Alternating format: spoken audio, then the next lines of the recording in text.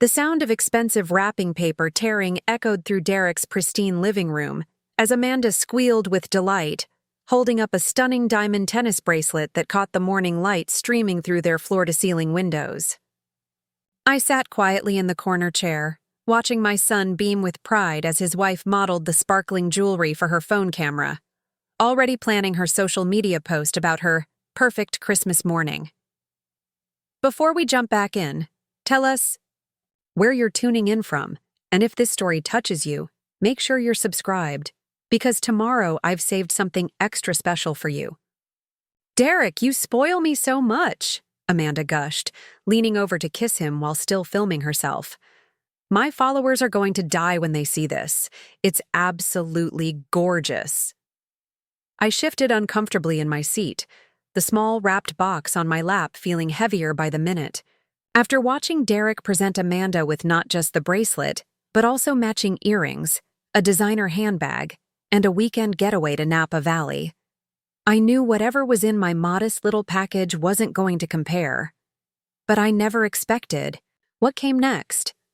"Oh, and Mom," Derek said casually, tossing a plastic bag in my direction like an afterthought. "Almost forgot.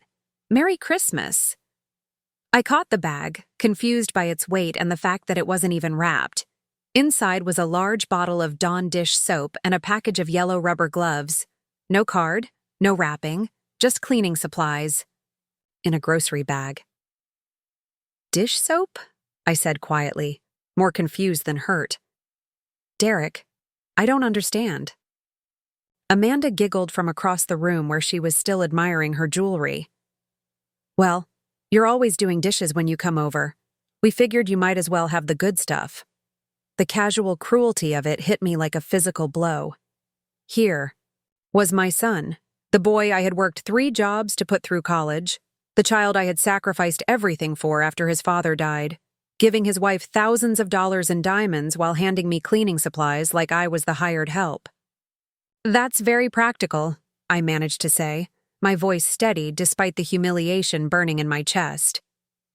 I was Linda Carter, 64 years old, a retired elementary school teacher who had spent 40 years shaping young minds.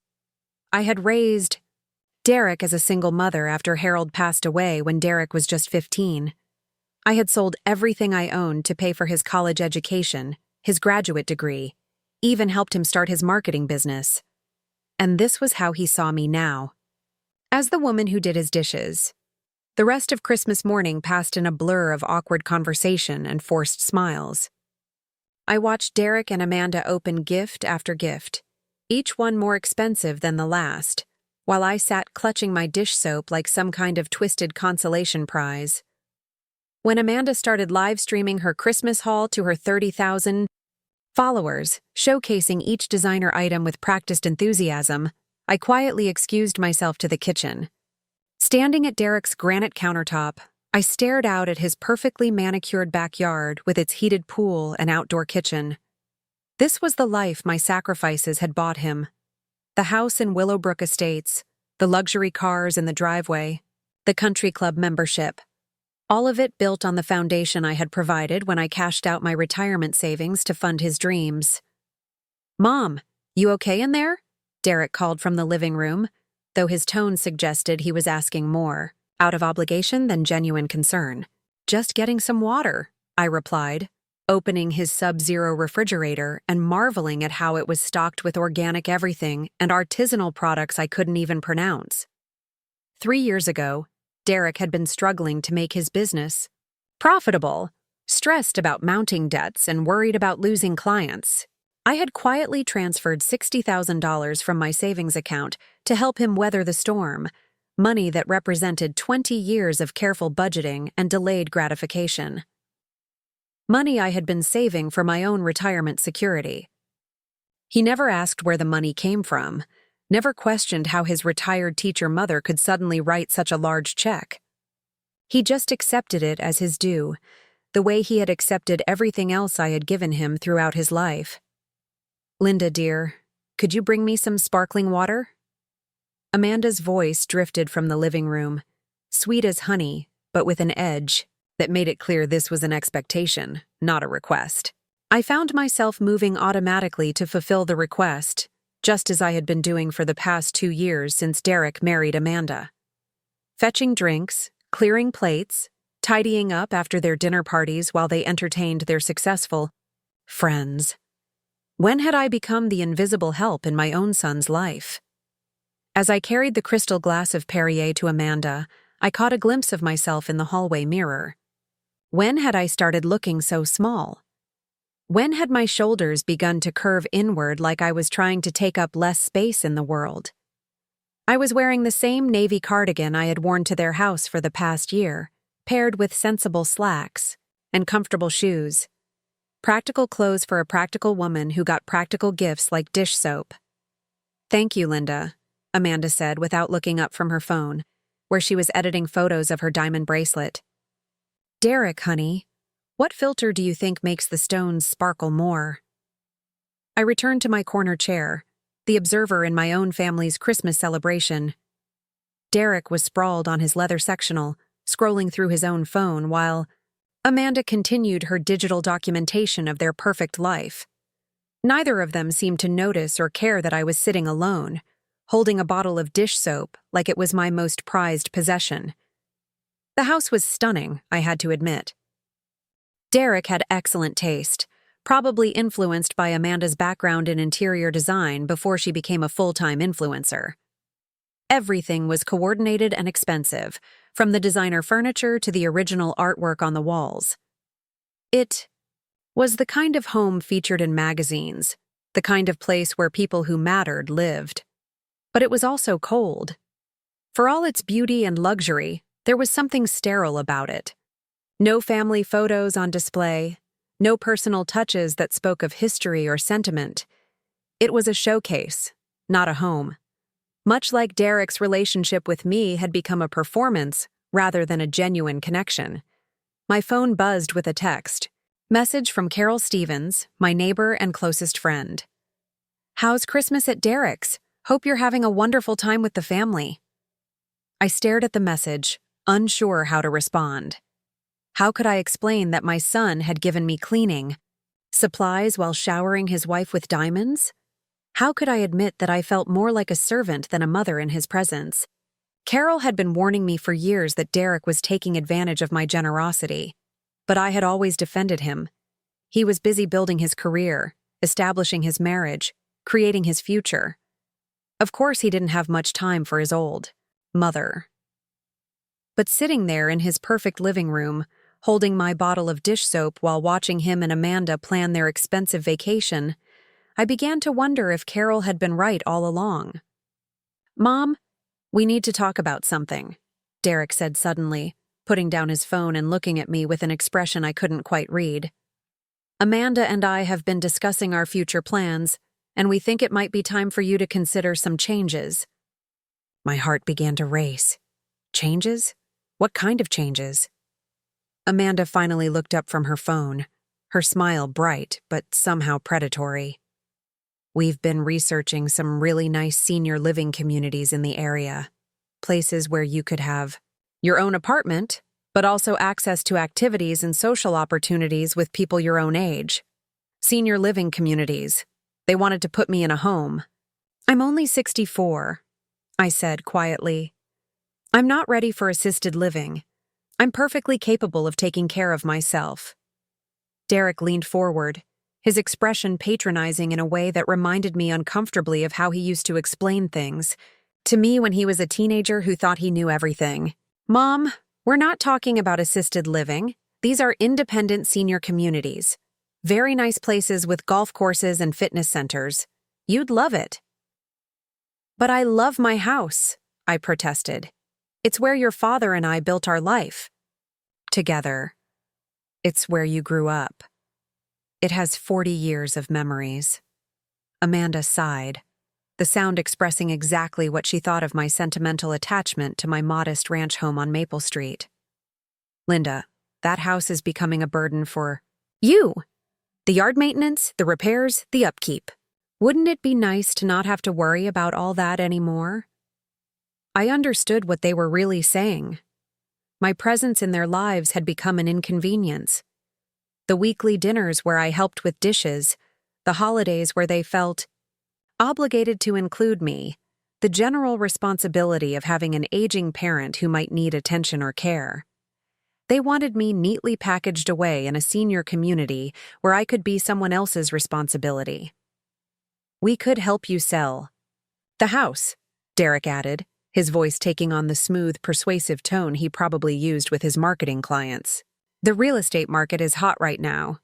You could probably get a good price, enough to cover the costs of a nice retirement community with money left over." I thought about my house on Maple Street, the 3-bedroom ranch that Harold and I had bought when Derek was just a baby. We had painted every room ourselves, planted every tree in the yard, replaced the kitchen cabinets with our own hands during that summer when Derek was 10 and complained constantly about the noise. It wasn't fancy like Derek's house, but it was mine. It was the place where I had read Derek bedtime stories, where I had helped him with homework at the kitchen table, where I had cried alone after Harold's funeral while trying to figure out how to be both mother and father to a grieving teenager. "I'm not ready to sell my house," I said firmly. "I'm happy where I am." Derek and Amanda exchanged a look that spoke volumes. Clearly, they had expected me to jump at their suggestion, to be grateful for their thoughtful planning of my future. My resistance was an unwelcome complication. "Mom, you're being emotional about this," Derek said, his tone growing slightly impatient. "You need to think practically." Preparing and narrating this story took us a lot of time, so if you are enjoying it, subscribe to our channel. It means a lot to us. Now back to the story. What happens when you can't maintain the house anymore? What happens if you get sick or injured? Amanda and I travel frequently for business. We can't always be available to help you. The implication was clear. I was becoming a potential burden, a responsibility they didn't want to shoulder. Better to relocate me somewhere with professional staff who could handle whatever needs might arise as I aged. "I've managed perfectly well for the 9 years since your father died," I said, struggling to keep my voice calm. "I don't see why that would change now." Amanda's Instagram-perfect smile faltered slightly. "Linda, we're just trying to help. You plan for the future. These decisions are easier to make while you're still healthy and clear-thinking." Still clear-thinking.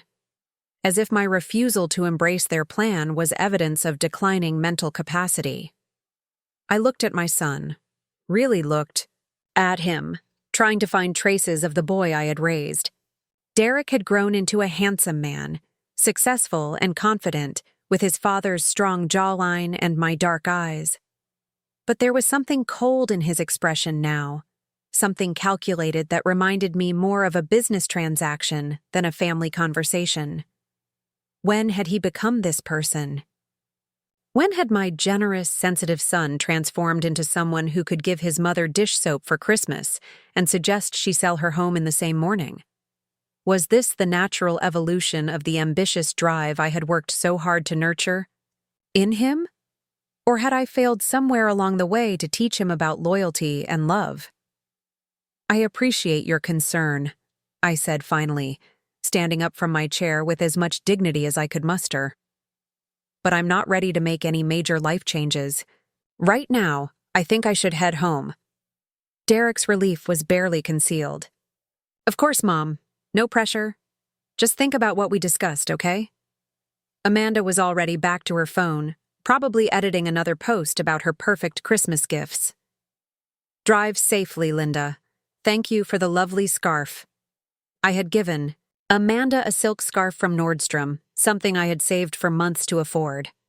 It had cost me nearly $200, money I couldn't really spare on my teacher's pension. But I had wanted to give her something nice, something that showed I accepted her as part of our family.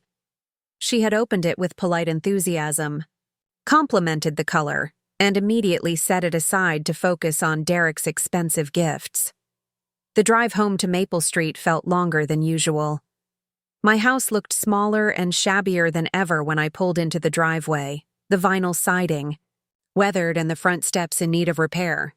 But when I walked through the front door and saw the Christmas tree Harold and I had bought together 20 years ago, still decorated with ornaments Derek had made in elementary school, I felt something ease in my chest. This was home.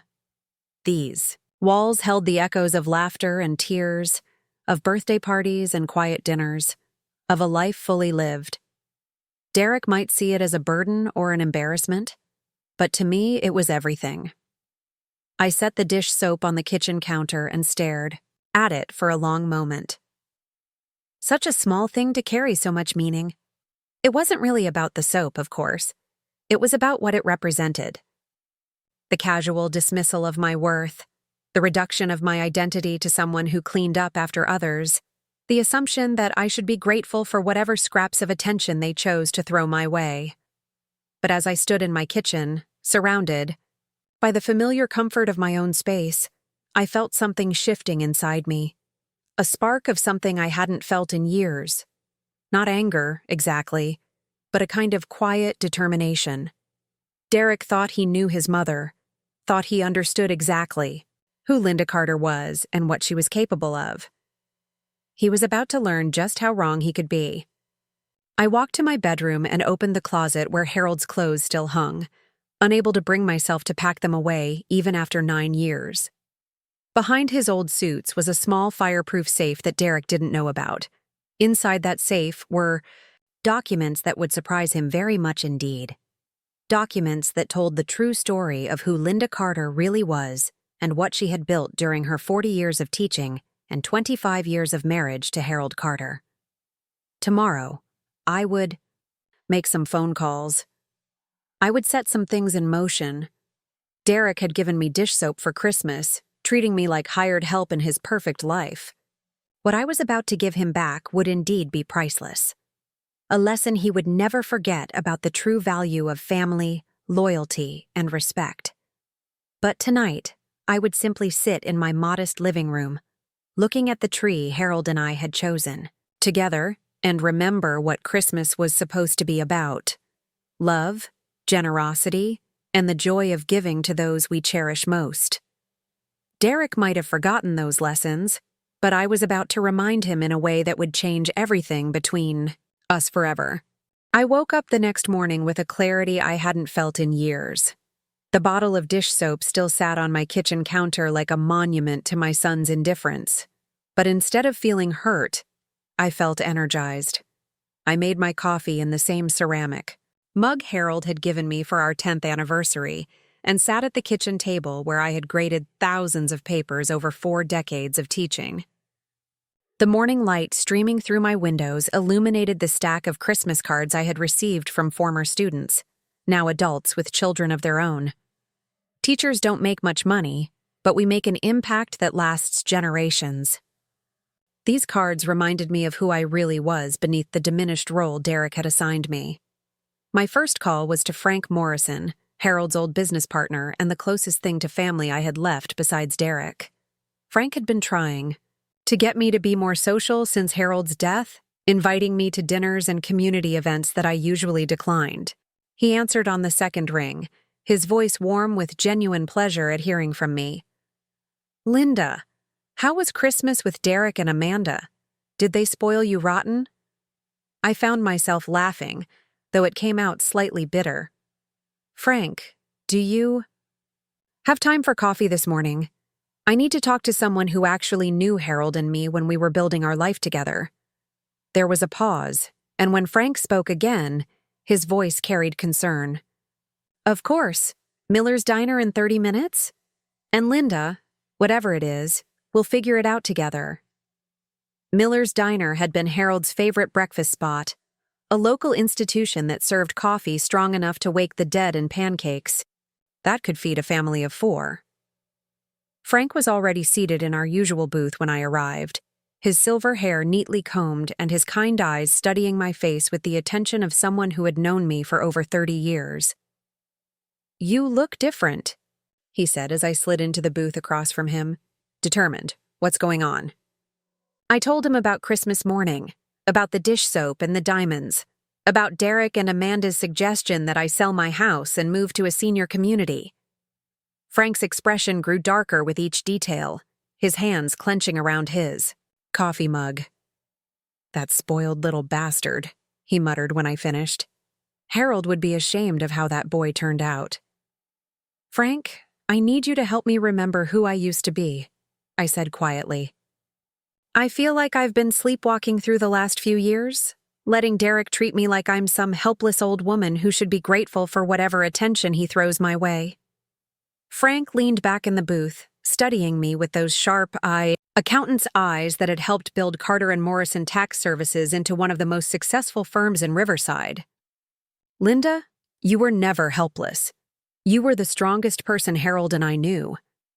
Do you remember when that developer tried to cheat us out of the Riverside Plaza contract? I smiled at the memory. You and Harold wanted to walk away, cut your losses. I told you to fight. You didn't just tell us to fight. You researched that developer's background, found 3 other contractors he had stiffed, and helped us build a case that got us not only our money, but additional damages. You saved our business that year. The waitress refilled our coffee cups, and I found myself sitting straighter, remembering the woman I had been when Harold was alive. The woman who had balanced the books for our tax business while teaching full-time and raising Derek. The woman who had negotiated with contractors and suppliers, who had made the hard decisions when Harold was too trusting and Frank was too cautious. After Harold died, I just focused on Derek, I admitted. I wanted to make sure he had everything he needed to succeed. I guess somewhere along the way, I forgot to maintain my own life. Frank reached across the table and covered my hand with his weathered one. Linda, there's something you need to know. Something Harold made me promise not to tell you unless it became necessary. My heart began to race. What kind of something? When we sold Carter & Morrison to that corporate firm 5 years ago, Harold insisted on structuring the deal in a very specific way. He set up a trust that you probably don't even know exists. Linda, you're not just living on your teacher's pension. You're sitting on assets worth close to $3 million. The coffee mug slipped from my hand, clattering against the saucer. $3 million? That's impossible. The business wasn't worth that much. Frank smiled sadly. The business wasn't, but the commercial properties we bought over the years were. Remember that strip mall near the university? The office building on Main Street? Harold never sold those. They've been generating rental income for the past 5 years, all going into your trust. Plus, there were some very good investments made with the business sale proceeds. I stared at Frank, trying to process what he was telling me. Why didn't Harold tell me? Why keep it secret? He was afraid you'd give it all away to Derek, Frank said gently. Harold loved that boy, but he could see Derek's entitled streak developing even in high school. He wanted to make sure you were protected, especially if Derek turned out to be the kind of man who would take advantage of your generosity. The irony was almost overwhelming. While I had been worrying about money, carefully budgeting my teacher's pension, and feeling guilty about the $60,000 I had given Derek for his business, I had actually been wealthy the entire time. Harold had known his son well enough to anticipate exactly what had happened. Frank, I need to see the paperwork. I need to understand exactly what I have. I'll drive you to the office after breakfast. All the documents are in our vault. Linda, there's something else. Harold left specific instructions about what to do if Derek ever treated you poorly. He was very detailed about his concerns. 2 hours later, I sat in Frank's office staring at documents that revealed a financial picture I never could have imagined. The trust Harold had established was complex and carefully structured. I was the primary beneficiary, with full access to the principal after age 65, which was just 6 months away.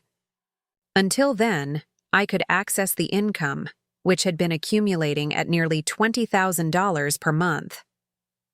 Linda, you haven't been taking the income distributions, Frank pointed out. There's over $400,000 just sitting in the account waiting for you to claim it.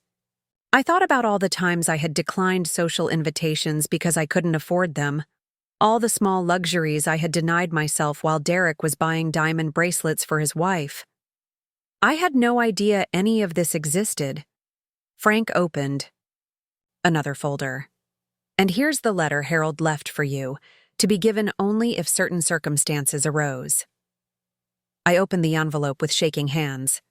Harold's familiar handwriting filled 2 pages, and tears sprang to my eyes as I read his words. My dearest Linda, the letter began. If you're reading this, it means our son has disappointed us both. I've watched Derek growing up, and while I love him deeply, I can see the seeds of selfishness taking root. I've structured this trust to protect you from his potential greed, but more importantly, to remind you of your own worth and strength. The letter continued, detailing Harold's observations about Derek's character, his concerns about how our son might treat me after his death, and his hopes that I would use the resources he had provided to maintain my independence and dignity. You gave Derek everything you had, Harold had written. Your love, your sacrifice, your financial support for his education and business. But giving everything doesn't mean accepting nothing in return. You deserve respect, kindness, and genuine love from our son. If he can't provide those things, then you need to protect yourself. The final paragraph brought fresh tears. Remember the woman I fell in love with, Linda. The fierce, intelligent, determined woman who wouldn't let anyone take advantage of her or the people she loved. Derek needs to learn that actions have consequences, and sometimes the best gift we can give our children is the lesson that they can't treat the people who love them poorly without facing the results of their choices. Frank had been quietly working at his desk while I read, giving me space to process Harold's words. When I finally looked up, he was watching me with concern. How do you feel? He asked gently. Foolish, I admitted, and angry. Not at Harold, but at myself for letting Derek reduce me to someone who accepts dish soap as a Christmas gift. What do you want to do? I thought about Derek's casual dismissal, Amanda's condescending suggestions about senior living, the way they had made me feel invisible and unwanted in my own family. Then I thought about Harold's letter, about the woman he had loved and believed in, about the life I had built through my own hard work and intelligence. I want to remind Derek who his mother really is, I said quietly. But first, I need to remind myself. Frank smiled, the expression transforming his face. Now, that sounds like the Linda Carter I remember. What do you need? Over the next several hours, Frank helped me understand the full scope of my financial situation. The commercial properties were performing well, generating steady income that had been accumulating for years. The investment portfolio was diversified and growing.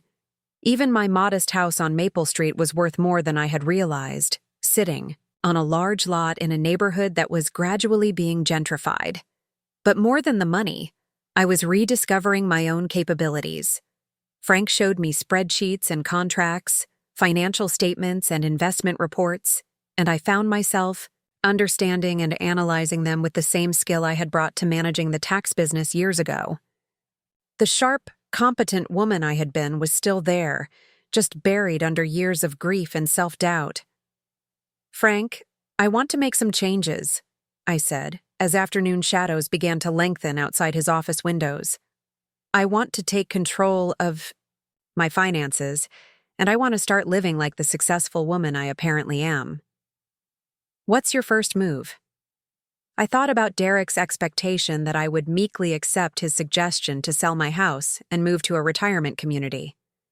About Amanda's assumption that I was just the old lady who did dishes and should be grateful for any attention they gave me. About the way they had both dismissed my feelings and preferences as inconvenient obstacles to their perfect life. I'm going to show them that Linda Carter isn't going anywhere, I said firmly, and that underestimating me was the biggest mistake they could have made. Frank opened his desk drawer and pulled out a business card. You'll need legal representation for what I think you're planning. Margaret Walsh is the best attorney in Riverside, and she specializes in family law and estate planning. She's also someone who doesn't take kindly to adults who mistreat their elderly parents. I studied the card, feeling a sense of anticipation I hadn't experienced in years. Frank, there's something else I need to know. Derek's business, peak. Performance marketing, how's it really doing? Frank's expression grew uncomfortable. Linda, I probably shouldn't share client information. Harold always said you were too ethical for your own good, I said with a smile. But this is important. Is Derek's business as successful as he pretends? After a long pause, Frank sighed. He's struggling, has been for the past year. The marketing industry is competitive, and Derek's client base isn't as stable as he'd like. He's been looking for investors, actually, someone with capital who believes in his vision. The pieces began to fall into place. Derek's expensive lifestyle, Amanda's designer gifts, their suggestion that I sell my house. They weren't just tired of having an aging mother around. They were in financial trouble and saw me as a potential source of funds, either through the sale of my property or through direct investment in Derek's failing business. Has he approached you about investing? I asked. Frank nodded reluctantly. He pitched me last month. Wanted a $200,000 investment to expand his agency. I told him I'd think about it. But honestly, Linda, his business plan was weak. He's spending too much on overhead and not enough on developing sustainable client relationships. I thought about the $60,000 I had already given Derek. Money he had never repaid despite his promises. Money that had probably gone toward maintaining his lifestyle rather than improving his business. Now he was looking for even more, planning to pressure me into selling my home to fund his dreams while he gave me dish soap for Christmas. Frank, I need copies of all my financial documents. I need to understand exactly what I'm worth and what my options are. And I need to make an appointment with this Margaret Walsh. Linda, are you sure about this? Derek is still your son. Whatever you're planning, it will change your relationship with him forever. I thought about sitting in that corner chair on Christmas morning, holding my bottle of dish soap while watching Derek shower Amanda with diamonds. I thought about their casual assumption that I would sell my home and relocate to make their lives more convenient. I thought about Harold's letter and his faith in the woman I had once been. Frank, my relationship with Derek has already changed. He just doesn't know it yet. As I drove home to Maple Street that evening, I felt more energized than I had in years. The house that Derek saw as a burden looked different to me now. Not shabby and outdated, but full of potential. Not a place I needed to escape from, but a foundation I could build upon. I parked in my driveway and sat for a moment, looking at the home Harold and I had shared for so many years. Tomorrow, I would begin the process of reclaiming my life. I would meet with attorneys and financial advisors. I would start making decisions, based on my own needs and desires rather than Derek's convenience. But tonight, I would sit in Harold's favorite chair and plan exactly how I was going to teach our son that some gifts come with a price he never expected to pay. Margaret Walsh's law office occupied the top floor of the renovated Victorian mansion on Riverside's historic Main Street. The building itself made a statement about success and permanence, with its polished brass nameplate and marble lobby that whispered of serious money and serious consequences. I had dressed carefully for this meeting, trading my usual cardigan for a tailored blazer I hadn't worn since Harold's funeral, paired with the pearl necklace he had given me for our 20th anniversary. The woman who greeted me was younger than I had expected, perhaps 50, with steel-gray hair pulled back in an elegant chignon and eyes that seemed to catalog every detail of my appearance within seconds. Her handshake was firm, her smile professional, but warm. Mrs. Carter, Frank Morrison speaks very highly of you. Please have a seat and tell me how I can help. Her office was impressive without being ostentatious, filled with law books and framed degrees that spoke of competence earned through hard work. A single-family photo on her desk showed her with 2 teenage children, reminding me that she understood family dynamics from personal experience as well as professional expertise. I had rehearsed this conversation during the sleepless night. Following my discovery of Harold's trust, but sitting across from Margaret Walsh, I found myself speaking with a directness that surprised me. My son gave me dish soap for Christmas while giving his wife a diamond bracelet worth more than my annual pension. Then he suggested I sell my house and move to a senior community to make his life more convenient. I've recently learned that my late husband left me significantly more resources than I realized, and I want to use those resources to teach Derek some important lessons about respect and consequences. Margaret's eyebrows rose slightly, but her expression remained professionally neutral. What kind of lessons did you have in mind? The kind that will remind him that his mother isn't someone he can dismiss or manipulate. Frank mentioned that Derek has been seeking investors for his struggling business. I want to explore how I might use that to my advantage.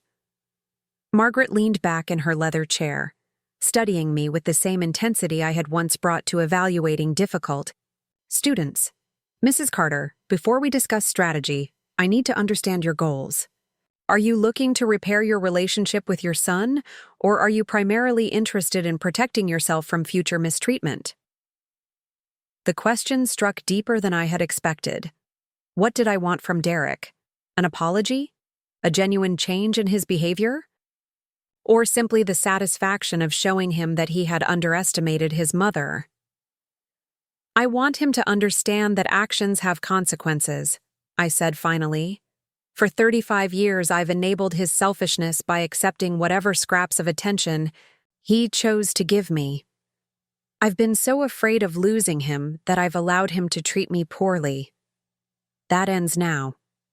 Margaret nodded approvingly. Good. Clear objectives make for better outcomes. Now, tell me about your son's business situation and your financial position. I spent the next hour detailing everything Frank had shared about Derek's struggling marketing agency, the investors he was courting, and the financial pressure that probably explained his sudden interest in my living arrangements. Margaret took notes on a yellow legal pad, occasionally asking pointed questions that revealed her understanding of both business dynamics and family psychology. Your son is in a vulnerable position, she observed when I finished. His business needs capital, his lifestyle requires income he may not have, and he's probably counting on you as either a direct investor or as someone who will free up assets by selling your property. The dish soap gift was likely a calculated move to make you feel diminished and dependent. The clinical way she described Derek's behavior made it seem even more cruel. You think he planned to humiliate me? I think he wanted you to feel grateful for any attention, making you more likely to comply with his suggestions about your future. It's a common pattern when adult children want to access a parent's assets. Margaret set down her pen and fixed me with a direct stare. Mrs. Carter, I need to be clear about something. What you're contemplating will fundamentally change your relationship with your son. Once you demonstrate that you won't be manipulated, there's no going back to the previous dynamic. Are you prepared for that? I thought about Christmas morning, about sitting in that corner chair feeling small and invisible while Derek and Amanda planned their expensive vacation. I thought about Harold's letter and his belief in the strong woman I had once been. I thought about the 40 years I had spent shaping young minds, teaching them that respect must be earned and that kindness should never be mistaken for weakness. I'm prepared, I said firmly. Margaret smiled, and for the first time since I had entered her office, the expression seemed genuinely warm rather than professional. Excellent. Then let's discuss your options. Over the next 2 hours, Margaret outlined a strategy that was both elegant and devastating. Using my newly discovered wealth, I could position myself as a potential investor in Derek's business, but with conditions that would force him to confront his own behavior. The beauty of the plan was that it would give Derek exactly what he thought he wanted while teaching him lessons he desperately needed to learn.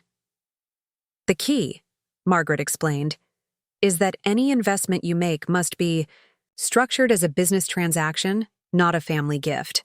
Formal contracts, regular reporting requirements, performance benchmarks, and most importantly, consequences for failure to meet agreed-upon terms. I found myself smiling as she outlined the details. It was perfect. Derek wanted access to my resources while treating me like hired help. I would give him access, but on terms that would remind him exactly who held the power in our relationship.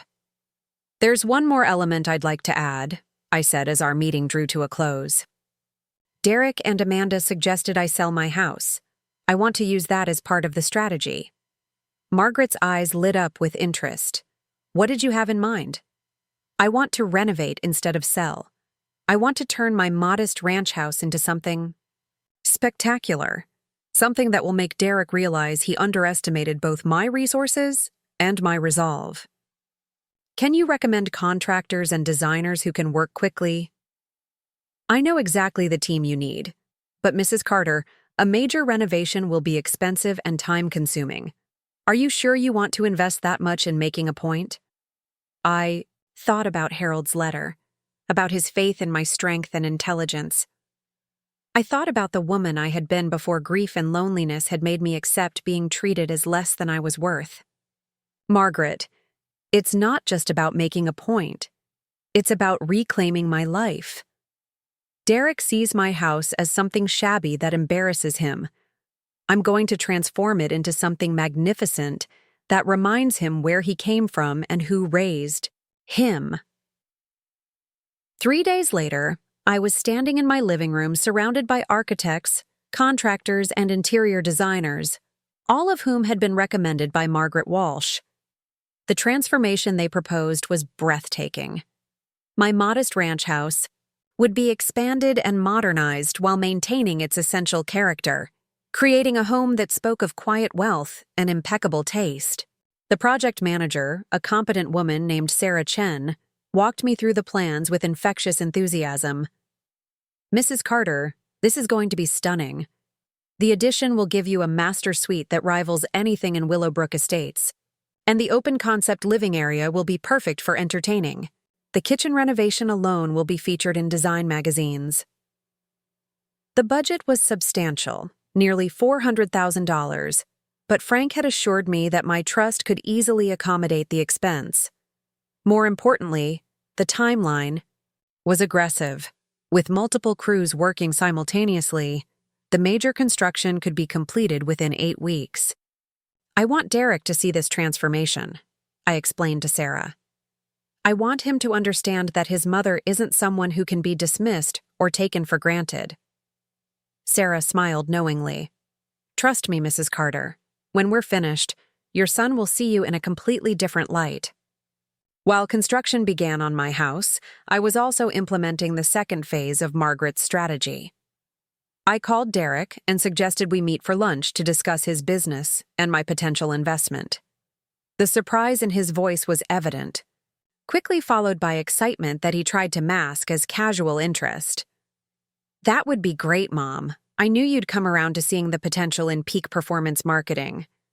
How about Thursday at the club?" The club.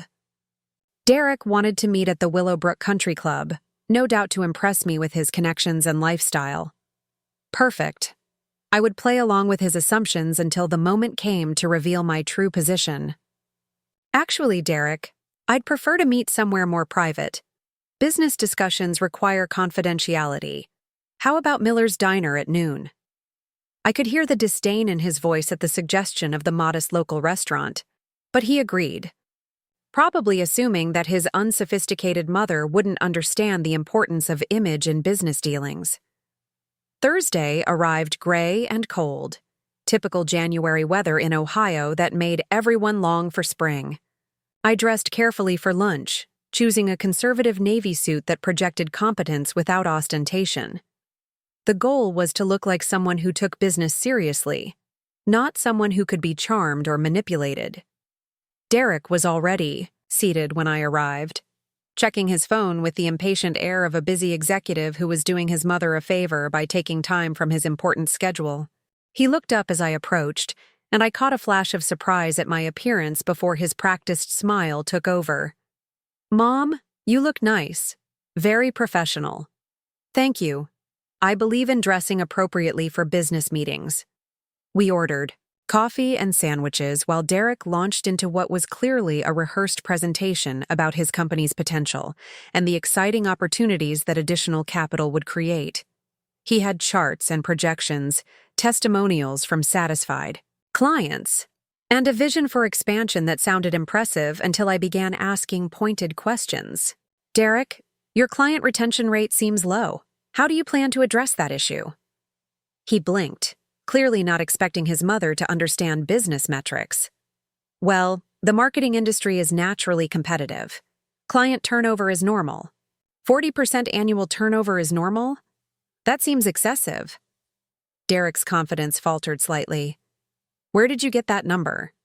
I've done my research.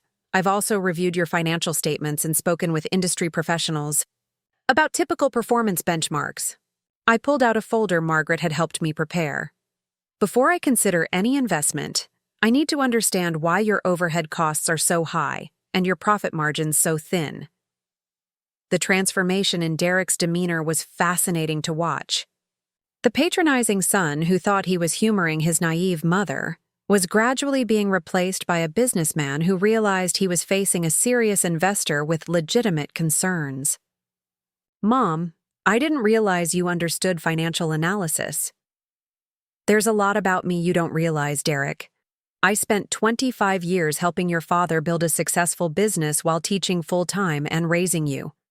I'm not some helpless old woman who can be impressed with flashy presentations. Derek set down his coffee cup, studying me with new attention. Okay, you're right. The business has had some challenges. But that's exactly why I need investment capital. With the right funding, I can hire better staff, upgrade our technology, and compete more effectively. I opened Margaret's folder and removed a document that made Derek's eyes widen. It was a formal investment proposal, professionally prepared, and legally binding, offering him exactly the capital he needed, but with conditions that would fundamentally change our relationship. This is a proposal for a $200,000 investment in peak performance marketing, I said calmly. The terms are non-negotiable. Derek reached for the document, scanning the pages with growing amazement. Mom, this is incredible. Where did you get this kind of money? That's not your concern. What matters are the terms of the investment.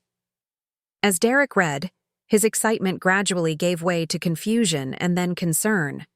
The investment came with strict performance requirements, monthly reporting obligations, and most importantly, a personal conduct clause that would allow me to call in the loan immediately if Derek failed to meet certain standards of behavior toward family members. What's this clause about maintaining respectful family relationships? Derek asked, looking up from the document. Exactly what it says. My investment is contingent on you treating me with the respect due to your mother and primary investor. No more dismissive behavior, no more assumptions about my capabilities or wishes, and certainly no more gifts that suggest I'm nothing more than household help. Derek's face flushed red. This is about the dish soap, isn't it? This is about 35 years of taking your mother for granted, I corrected. The dish soap was simply the final straw. Derek set the proposal on the table, his expression cycling through anger, embarrassment, and calculation. Mom, you can't be serious about this. You want to loan me money but only if I agree to let you control my personal behavior? I want to invest in your business, but only if you agree to treat me like the intelligent, capable woman I am, rather than the burden you seem to think I've become. The silence stretched between us, broken only by the quiet conversations of other diners and the clink of silverware against plates. Derek stared at the proposal, clearly weighing his options. His business needed the money desperately, but accepting it would mean acknowledging that his mother was not the helpless dependent he had assumed her to be. What happens if I don't accept this proposal? He asked finally. Then you'll need to find another investor. One who might not be as generous with terms or as patient with repayment schedules. Derek's jaw tightened. And what happens to our relationship? Our relationship will be whatever you make it, Derek. but it will be honest for the first time in years. I watched my son struggle with a reality he had never imagined. His aging mother, the woman he had relegated to dish soap and suggestions about senior living, was offering him financial salvation with strings attached that would force him to confront his own behavior. "I need time to think about this," he said, finally. "Of course, take all the time you need. But Derek, understand that this offer has an expiration date. I'm not going to wait indefinitely for you to decide whether treating your mother with basic respect is worth $200,000. As I drove home from Miller's Diner, I felt a satisfaction I hadn't experienced in years. The confused, slightly panicked expression on Derek's face had been worth every moment of preparation Margaret and I had invested in creating this moment. But the real surprise was waiting for me when I pulled into my driveway. The construction crews had made remarkable progress, and the bones of my house's transformation were already visible. Where once there had been a modest ranch house that Derek found embarrassing, the framework of something magnificent was taking shape. Sarah Chen met me at the front door, her excitement evident. "Mrs. Carter, wait until you see the progress inside. This is going to exceed even our most optimistic projections." As I walked through my home, seeing the expansion and renovation that would transform it into something spectacular, I thought about Harold's letter and his faith in my strength. He had been right to protect me with the trust, right to anticipate Derek's selfishness, and right to believe I would eventually remember who I really was. Derek thought he was considering whether to accept my business proposal. What he didn't realize was that his answer would determine not just his financial future, but whether he would have a relationship with his mother at all. The dish soap Christmas gift had been his choice. What happened next would be his choice too. But for the first time in years, Linda Carter was no longer waiting passively for her son's decisions. I was making my own choices, and Derek was about to learn that some consequences can't be avoided, no matter how much money you need or how desperately you want to maintain the illusion that you're in control. Derek's call came 3 days later, at 7 in the morning when he knew I would be awake, but before he had to face another day of mounting business pressures. His voice carried a forced cheerfulness that couldn't quite mask the desperation underneath. "Mom, I've been thinking about your proposal. Maybe we could meet again and discuss some modifications to the terms." I had been expecting this call, though I had thought it would come sooner. Margaret Walsh had warned me that Derek would try to negotiate, seeking a way to get the money without accepting the behavioral conditions that came with it. Men like Derek always believed they could charm their way out of accountability. "The terms aren't negotiable, Derek. I thought I made that clear." "But Mom, some of these clauses are pretty extreme. The monthly reports, the performance benchmarks, and especially that personal conduct requirement. It's like you don't trust me." I paused, letting the silence stretch until it became uncomfortable. Outside my kitchen window, I could see the construction crews arriving for another day of work on my home transformation. The skeletal framework of the new addition was already changing the entire profile of my house, making it look larger and more substantial than Derek had ever imagined it could be. "Derek, trust is earned through consistent behavior over time. Your track record suggests that written agreements are necessary to ensure everyone understands their obligations." "That's pretty harsh, Mom." "Is it harsher than giving your mother dish soap for Christmas while spending thousands on diamonds for your wife? Is it harsher than suggesting I sell my home so you won't have to feel obligated to include me in your life?" Another silence, this one charged with Derek's frustration. He was discovering that his mother could no longer be manipulated through guilt or emotional appeals. The rules of our relationship had fundamentally changed, and he was struggling to adapt. "Look, I accept that I made some mistakes, but this contract makes it seem like you're my boss instead of my mother. When you asked me for an investment in your business, you made me a potential business partner. Business partners protect their interests with formal agreements. If you prefer to maintain a purely personal relationship without financial entanglements, I completely understand. You'll just need to find your capital elsewhere. Derek's sharp intake of breath told me everything I needed to know about how desperately he needed this money. Frank had been discreet in sharing information about Derek's business, but the picture that emerged was of a man drowning in overhead costs and losing clients faster than he could replace them. Pride might make him want to reject my terms, but mathematics would ultimately force his hand. Can we at least meet in person to discuss this? I feel like we're letting business get in the way of family. Business got in the way of family when you decided to treat me like someone whose only value was washing your dishes, I replied evenly. But yes, we can meet. This afternoon at 4, here at my house. Your house? Derek's surprise was evident.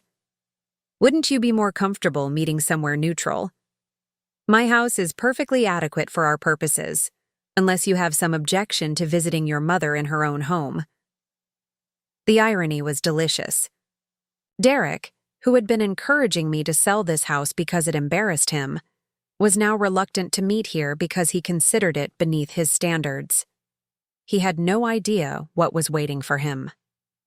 At exactly 4 o'clock, Derek's BMW pulled into my driveway. I watched from the window as he sat in his car for a moment, probably gathering his courage for what he imagined would be a difficult negotiation with his stubborn mother. He had dressed for the occasion in his most expensive suit, the one he wore to important client meetings, clearly hoping that projecting success would somehow strengthen his position. The expression on his face when I opened the front door was worth every penny I had spent on renovations. The modest ranch house he remembered was still recognizable, but the addition under construction made it clear that something dramatic was happening. Through the open framing, he could see into what would become a magnificent great room with soaring ceilings and floor-to-ceiling windows. "Mom, what's all this construction?" "I'm renovating. Come in and I'll show you the plans." Derek followed me into the living room, his eyes taking in details he had never noticed before. The furniture I had always owned but which he had dismissed as dated now looked classic and well-chosen. The family photos he had ignored showed a family history of achievement and success. The books lining my shelves revealed interests and knowledge he had never bothered to discover. "I don't understand," he said, studying the architectural drawings, spread across my dining room table. "This renovation must cost a fortune. How are you paying for it?" "The same way I'm planning to fund your business loan. I have resources you were unaware of." Derek examined the plans with growing amazement. The renovation would create a home that rivaled anything in his exclusive neighborhood, with luxury finishes and custom details that spoke of serious wealth. The modest woman who had accepted dish soap for Christmas was revealing herself to be someone with both the means and the taste to create something magnificent. "Mom, I had no idea you had this kind of money. Why didn't you tell me?" "Why would I tell you? So you could suggest more ways for me to spend it that would benefit you?" Derek flinched at the accuracy of that assessment. "That's not fair." "Isn't it? Let me ask you something, Derek. In all our conversations about my future, about selling this house and moving to a senior community, did you ever ask what I wanted? Did you ever consider that I might have my own plans and preferences?" Derek sat down heavily in one of my chairs, the weight of his assumptions finally becoming clear to him. "I thought I was helping you, looking out for your best interests. You thought you were solving a problem that interfered with your convenience. There's a difference." I poured tea from the service Harold had given me for our 25th anniversary, another reminder of the life Derek had never bothered to understand or appreciate. The delicate china cups and saucers spoke of traditions and values that predated his entitled worldview. "Derek, your father left me very well provided for. The business you thought was just a small local firm actually generated significant wealth over the years. I have investments, commercial properties, and assets that have been growing for the past 9 years, while I lived modestly and focused on being the supportive mother you seemed to need." Derek's face cycled through a range of emotions as he processed this information. Surprise, embarrassment, calculation, and finally something that might have been respect. If you're wealthy, why did you live so simply? Why did you let me think you were struggling on your teacher's pension? Because I wanted to see how you would treat me when you thought I had nothing to offer you except love and family loyalty. The results were enlightening. Derek stared into his teacup, unable to meet my eyes. For the first time since childhood, he looked genuinely ashamed of his behavior. I've been a terrible son, haven't I? You've been a son who forgot that respect and kindness shouldn't depend on what someone can do for you financially. Derek looked up, and I saw something in his expression that reminded me of the boy he had once been. Before success and Amanda's influence had hardened him into someone I barely recognized. Mom, I want to accept your business proposal. All of it, including the personal conduct clauses. Are you sure? Once you sign that agreement, our relationship will be governed by clear expectations and consequences. I won't accept excuses or backsliding. I'm sure. And Mom, I want to apologize. For Christmas morning. For the dish soap. For suggesting you move. For treating you like you were invisible. I lost sight of who you are and what you mean to me. I studied my son's face, looking for signs of the manipulation I had become accustomed to. But what I saw instead was genuine remorse, and perhaps the beginning of genuine change. Apologies are a start, Derek, but they need to be followed by consistent behavioral changes. Are you prepared for that? I am. I want to try to be the son Dad would have been proud of. The mention of Harold brought tears to my eyes.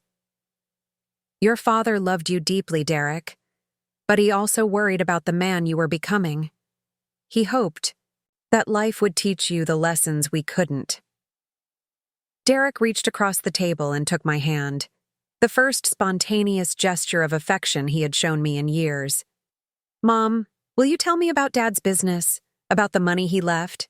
I feel like I never really understood what you and he built together. Over the next 2 hours, I shared stories Derek had never heard about the early days of Carter and Morrison Tax Services, about the risks Harold and I had taken, the long hours we had worked, and the careful financial planning that had created the wealth he was only now discovering. I told him about the commercial properties his father had bought, the investments we had made, and the trust Harold had established to protect me from exactly the kind of situation Derek had created. Dad knew I might treat you badly? Derek, asked, his voice small. He worried about it. He loved you, but he could see signs of entitlement developing. He hoped he was wrong, but he wanted to make sure I would be protected if his concerns proved justified.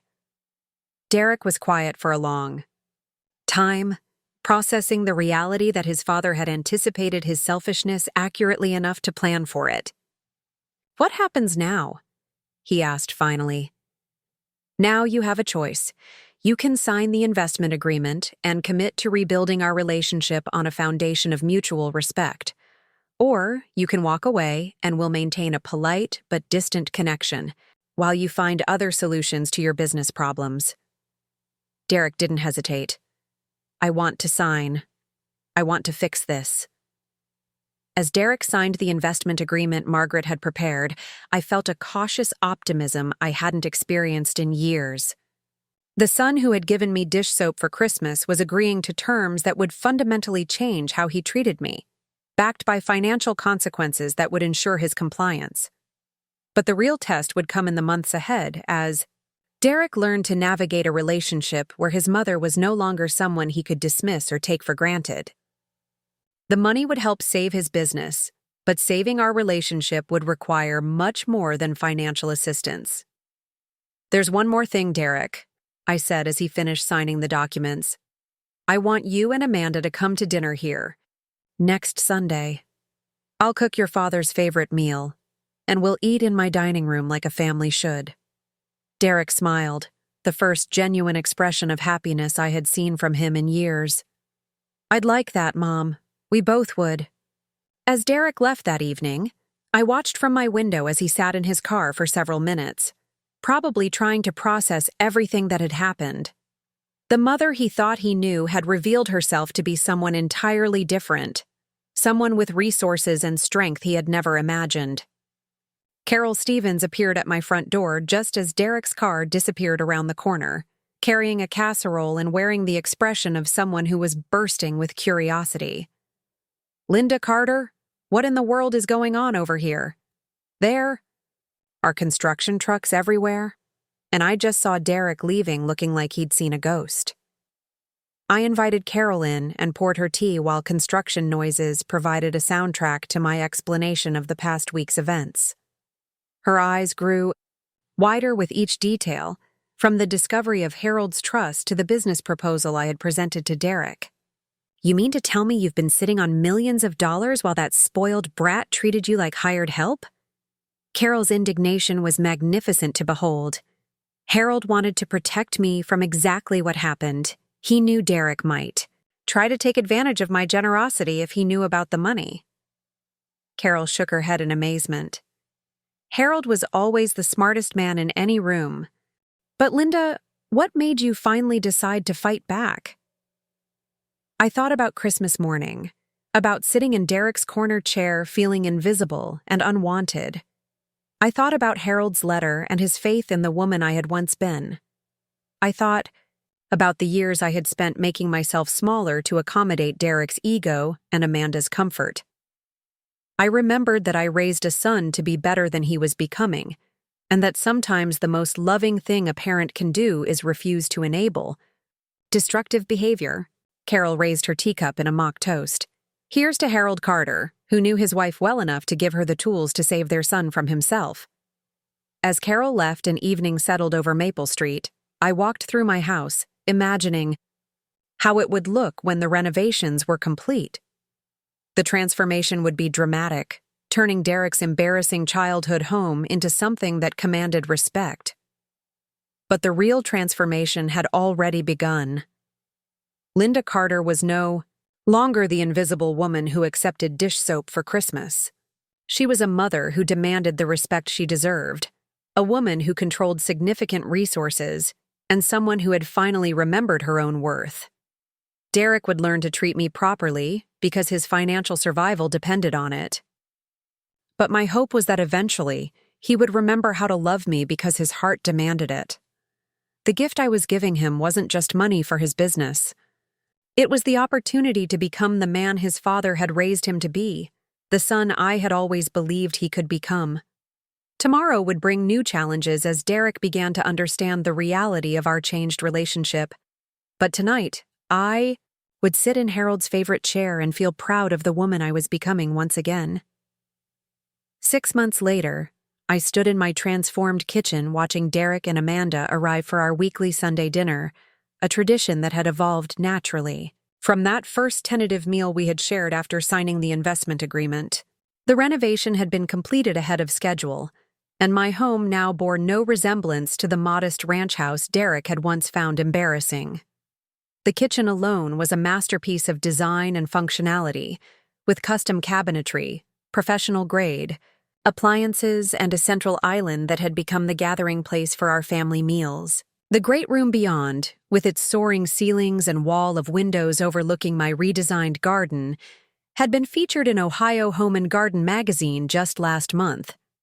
But more than the physical transformation, it was the atmosphere of the house that had changed most dramatically. Derek knocked on the front door before using his key, a small courtesy that spoke volumes about how our relationship had evolved. 6 months ago, he would have walked in without announcement, assuming his convenience was my priority. Now he treated my home with the respect due to someone who commanded his genuine regard. "Mom, something smells incredible," he called as he and Amanda made their way to the kitchen. "Please tell me you made Dad's pot roast. With the herb dumplings you used to steal from the pot when you thought I wasn't looking," I confirmed, accepting the bouquet of flowers Derek brought every week, another new tradition that had emerged as he learned to express appreciation in meaningful ways. Amanda, too, had undergone a transformation over these months. The superficial influencer who had once treated me like invisible household help had gradually been replaced by a young woman who seemed genuinely interested in learning from someone with 4 decades of life experience.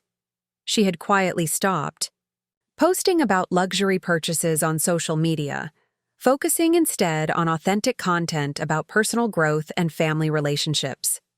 "Linda, I brought the photo albums you wanted to see," Amanda said, settling at the kitchen island with a collection of old family pictures. "My grandmother was sorting through these and thought you might enjoy the ones from Derek's childhood that she's kept all these years." It had taken months for Amanda to stop calling me Mrs. Carter and begin using my first name, but the transition had marked a genuine shift in how she saw me. No longer Derek's burden of a mother, but a woman with her own identity and value.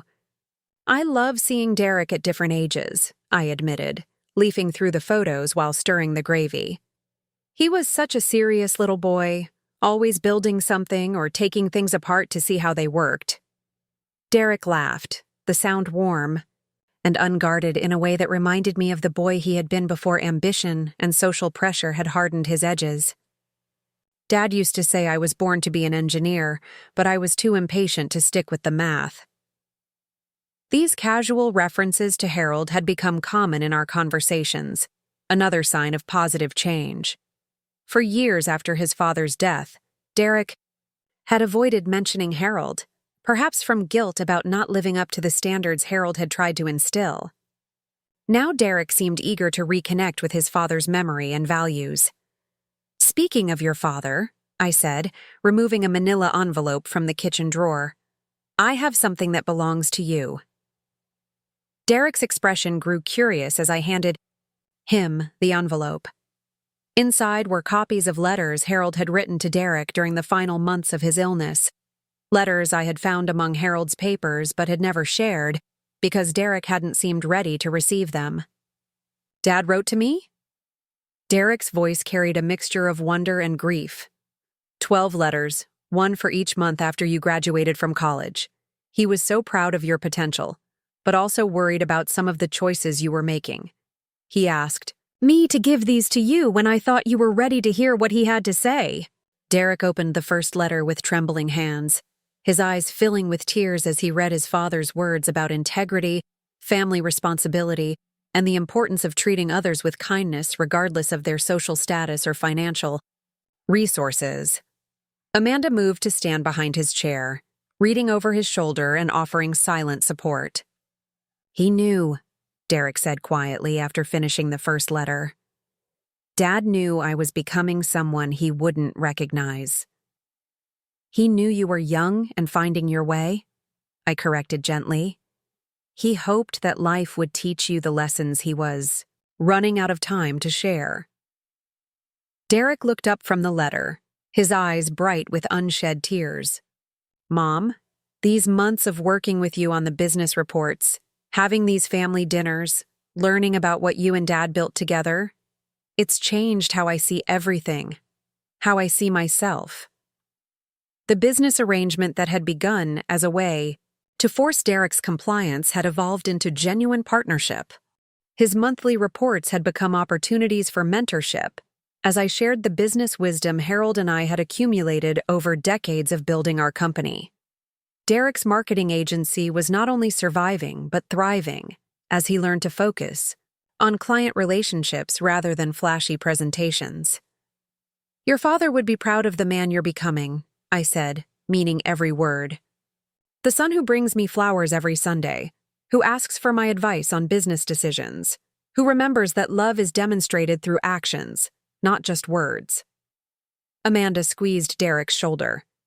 "Your father would also be proud of how your mother handled your period of being a complete idiot." Derek laughed despite his tears. "Amanda, you can't call me an idiot in front of my mom." "I can when it's accurate," Amanda replied with a grin. "Linda, tell him about what happened at the country club last week." I smiled at the memory. Derek and Amanda had taken me to the Willowbrook Country Club for lunch, the same exclusive venue where Derek had once wanted to impress me with his connections. But instead of being impressed by his membership, I had ended up being recruited for the club's board of directors after other members learned about my business background and community involvement. "Your wife is referring to the fact that I was invited to join the finance committee," I said mildly. Apparently, successfully managing a multi-million-dollar business for 25 years qualifies as relevant experience. Derek shook his head in amazement. 6 months ago, I was embarrassed to bring you to the club because I thought you wouldn't fit in. Now you're running their investment strategy. The irony is pretty spectacular, Amanda agreed. Half the members want Linda's advice on their personal finances, and the other half want her decorator's contact information. The doorbell interrupted our conversation, and Derek went to answer it while I put the finishing touches on dinner. I could hear him greeting Frank Morrison and his daughter, Nancy Rodriguez, who had become regular fixtures at our Sunday gatherings.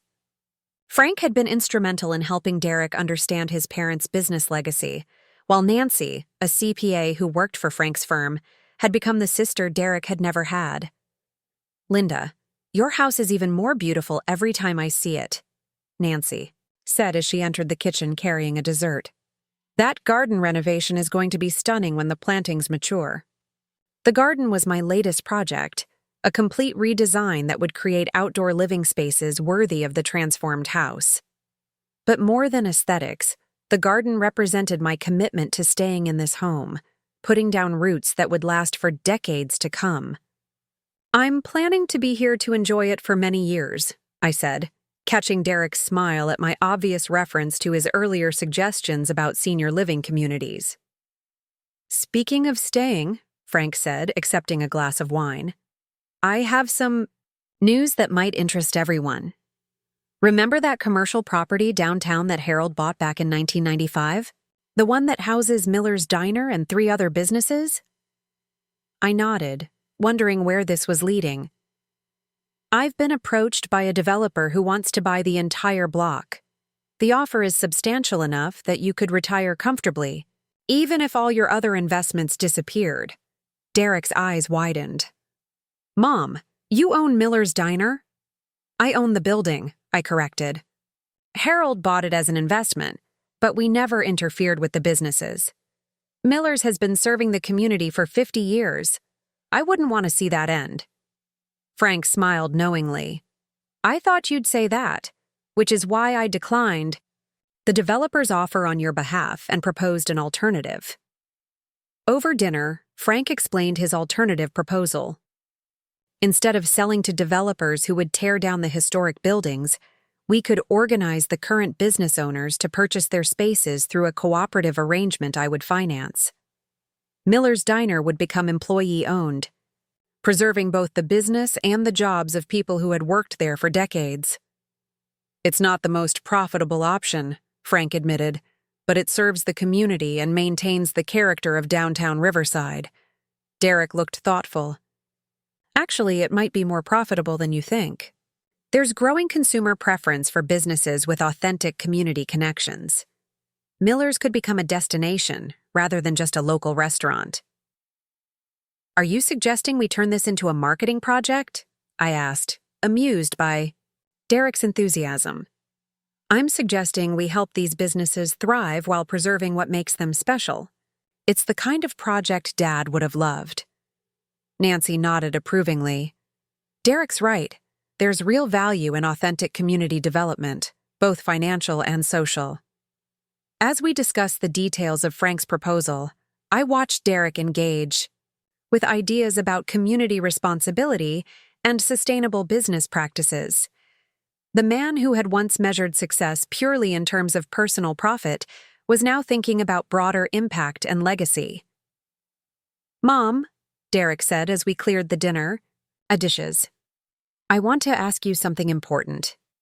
I waited, noting the serious tone in his voice.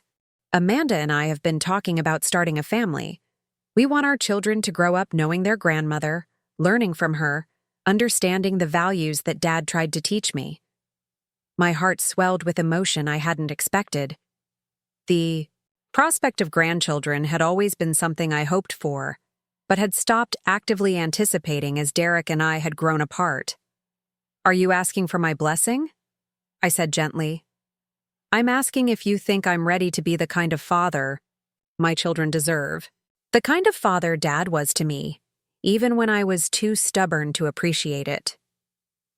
I looked at my son, really looked at him, seeing not the entitled young man who had given me dish soap for Christmas, but the thoughtful adult who brought me flowers every Sunday and sought my advice on important decisions. Derek, 6 months ago, I would have worried about any child who had you as a father. Today, I believe your children will be lucky to learn from the man you've become. Amanda wiped away tears as Derek hugged me, a gesture of spontaneous affection that had become natural again after years of awkward distance. "There's something else," Amanda said quietly. "Derek and I want to name our first daughter after you, if that would be okay." The emotional weight of the moment almost overwhelmed me. After months of rebuilding our relationship, after watching Derek rediscover the values Harold had tried to instill, the prospect of a granddaughter carrying my name felt like the ultimate validation of the difficult choices I had made. "It would be more than okay," I managed to say. "It would be an honor."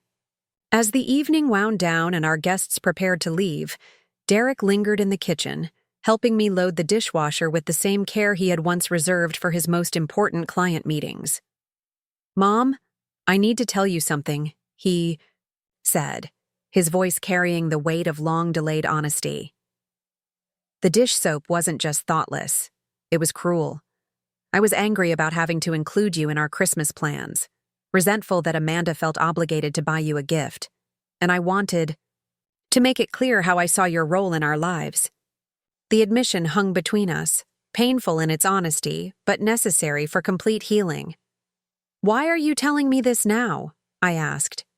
"Because pretending it was just thoughtlessness would be dishonest. And our relationship deserves better than that. I wanted to hurt you, Mom, and that's something I have to live with." I set down the dish I had been drying and turned to face my son completely. "Derek, acknowledging the intention behind hurtful actions is the first step toward ensuring they never happen again. Your honesty means more to me than any apology could." Derek nodded, relief evident in his expression. "I love you, Mom. I know I haven't always shown it, but I do." "I love you too, son. I always have, even when I didn't like the person you were becoming." After Derek and Amanda left, I walked through my transformed home, marveling at how completely everything had changed. The house was beautiful, but it was the relationships within these walls that had undergone the most dramatic renovation. I paused in the great room, looking at the family photos that now included recent pictures of Derek, Amanda, and me together, laughing and enjoying each other's company. 6 months ago, such images would have seemed impossible. My phone buzzed, with a text from Carol Stevens. "Saw Derek's car in your driveway all afternoon. Everything still going well with the new family dynamics?" I smiled as I typed my response. Better than I ever dared hope. Turns out the best gift I could give my son was the chance to become the man his father raised him to be. Harold's voice seemed to whisper in the evening silence, carrying approval and love from wherever he watched over our family. The trust he had established had protected me financially, but the real protection had come from his faith in my strength and his belief that Derek could change if given the right motivation.